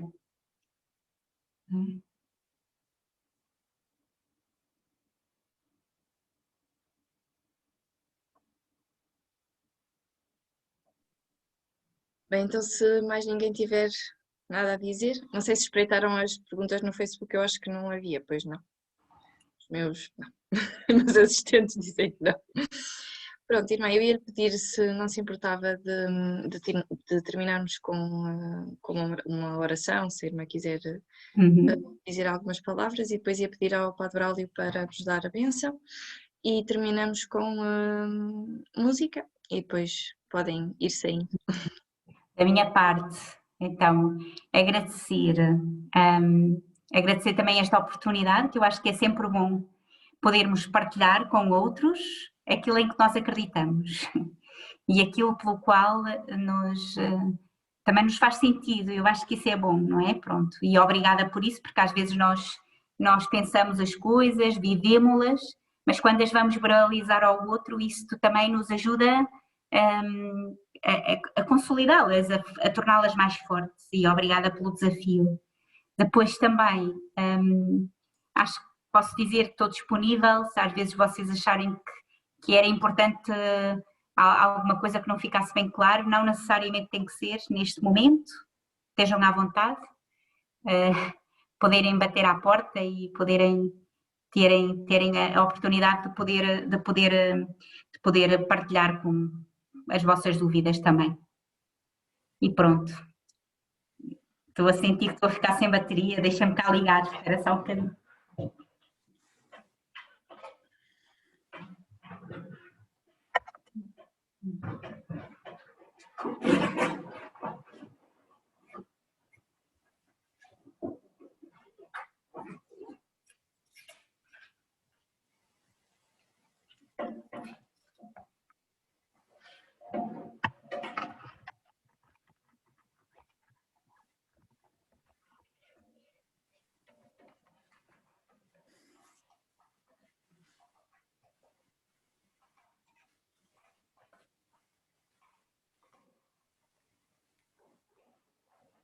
Depois deste silêncio, vocês já estão preparados para a oração.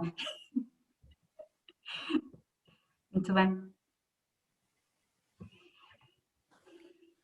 Então, eu gostava de apresentar ao Senhor também esta iniciativa, cada um de vocês, com as vossas realidades, também de vivências pessoais, e pedir a luz do Senhor para sermos capazes de ser verdadeiros cristãos que marquem a diferença onde quer que nos encontremos. sobretudo através da atenção, da escuta, da disponibilidade para o outro e, sobretudo, que através dos nossos gestos as pessoas possam sentir o dom da hospitalidade. Pai nosso, que estais nos céus, santificado seja o vosso nome, venha a nós o vosso reino, seja feita a vossa vontade, assim na terra como no céu. Pão nosso de cada dia nos dai hoje, perdoai-nos as nossas ofensas, assim como nós perdoamos a quem nos tem ofendido, e não nos deixeis cair em tentação, mas livrai-nos do mal. Amém. E dirigimo-nos também a Maria, ela que foi de facto a primeira a aprender de Jesus este estilo de proximidade, este estilo de atenção, que nos ensina também esta atenção solícita ao outro. Ave Maria, cheia de graça, o Senhor é convosco, bendita sois vós entre as mulheres, bendito é o fruto do vosso ventre, Jesus. Santa Maria, Mãe de Deus, rogai por nós, pecadores, agora e na hora da nossa morte. Amém. É também, antes de dar a bênção, faleceu a Dona Glorinha, que para os convivas que passaram por Resende nos últimos anos, era uma senhora que estava e pronto, e que marcava os convívios, e marcou todos aqueles que estavam nas equipas e que iam estando em contacto direto com ela. O sorriso dela, a atenção dela, todas as pequeninas coisas. Era uma senhora pequenina, mas com um coração muito generoso, grande. Por isso também, antes de dar a bênção, pedir mais uma vez a Nossa Senhora este favor, que a leve ao colo e que a apresente ao seu filho e que a coloque diante do seu filho, Jesus. Ave Maria, cheia de graça, o Senhor é convosco. Bendita sois vós entre as mulheres. Bendito é o fruto do vosso ventre, Jesus. Santa Maria, Mãe de Deus, rogai por nós, pecadores, agora e na hora da nossa morte. Amém. O Senhor esteja convosco. Ele está no meio de nós. Abençoe-vos Deus Todo-Poderoso, Pai, Filho e Espírito Santo. Amém. Caríssima irmã, muito obrigado. Desafio os convivas e podem-nos pedir e nós organizarmos quando passar a pandemia e as vossas casas abrirem, a fazerem voluntariado ou missão nas vossas casas. São casas imensas, enormes. A de Braga tem 400 e tal utentes, a de Condeixa acho que anda para aí para outros tantos ou mais. Mas entrando naquelas casas, e os seminaristas, alguns que tiveram essa graça, o Torresão deles, o João Patrício outro, de estar lá aos fins de semana, é uma bênção. E aquilo são pessoas felizes, gente onde nós vemos que os limites deles poderão ser os nossos, com muitas limitações físicas, mentais e afins, mas pessoas felizes, com toda a certeza que nas vossas casas nunca vão pedir a eutanásia, nunca, porque são gente que são amadas, cuidadas, e então vale a pena fazer essa experiência. Por isso agradecemos a sua presença, a sua disponibilidade, a forma como nos falou, não poderia ser mais clara, e também a generosidade do vosso serviço à humanidade. E pronto, fica este desafio aos convívios, fazer semanas de missão nas casas das irmãs hospitaleiras, pois é um bom lugar onde nos ajuda a ser mais humanos e mais divinos. Por isso, muito obrigado. Muito obrigada. E tudo bom para vocês, está bem? Felicidades. E pronto, estamos juntos. Muito obrigado. Uma boa noite. Boa noite, irmã. Obrigadíssimo por tudo.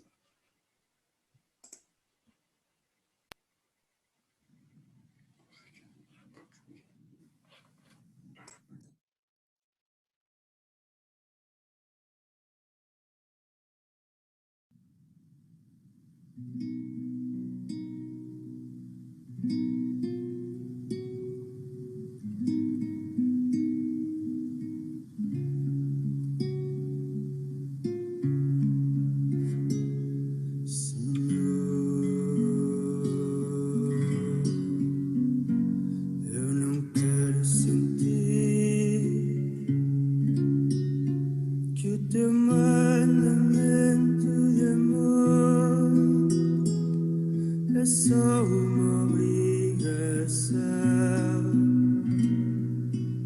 Mas que ele venha de dentro.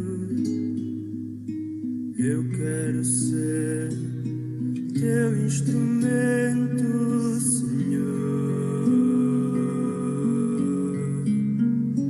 Quero ser feliz, amando os meus irmãos de uma forma natural.